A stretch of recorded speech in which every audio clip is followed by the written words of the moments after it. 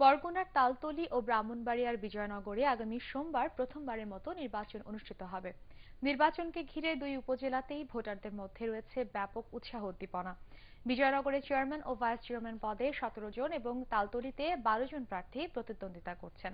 বরগুনা থেকে মোস্তফা কাদের ও ব্রাহ্মণবাড়িয়া থেকে পীযূষ কান্তি আচার্যের রিপোর্ট, জানাচ্ছেন আরিফ হোসেন।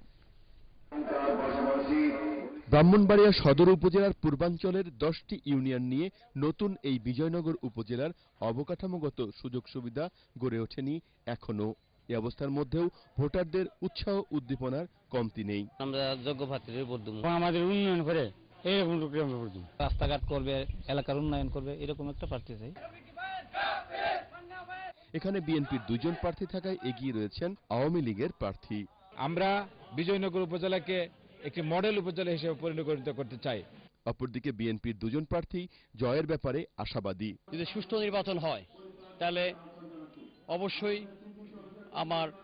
আমাদের বিজয় ইনশাআল্লাহ সুনিশ্চিত হবে। নির্বাচন কমিশন যেন এখানে এমন একটি পরিবেশ তৈরি করেন যাতে সুষ্ঠু সুন্দরভাবে নির্বাচন হয়। বিজয়নগর উপজেলার মোট ভোটার 1,48,000।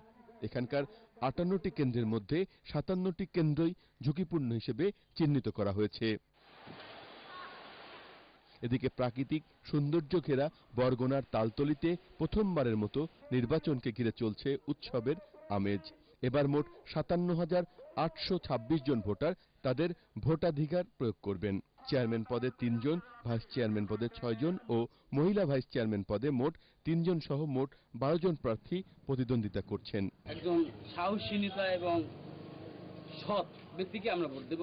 আমরা সুষ্ঠুভাবে ভোট দিতে চাই। এখানে অভ্যন্তরীণ কোন্দল মিটিয়ে একক প্রার্থী দিয়েছে আওয়ামী লীগ। অন্যদিকে বিএনপির 2 জন প্রার্থী জয়ের ব্যাপারে আশাবাদী। নির্বাচিত পারলে এসব এলাকায় এসব কাজগুলো আমি অতি সহজে করার জন্য ইচ্ছা মত পোষণ করি। এ দফায় বরিশাল বিভাগে একমাত্র তালতলী উপজেলার নির্বাচন হওয়ায় অবাধ, সুষ্ঠু ও নিরপেক্ষ নির্বাচনের জন্য সব ধরনের প্রস্তুতি এরই মধ্যে শেষ করেছে নির্বাচন commission. Bureau report, ATN Bangla.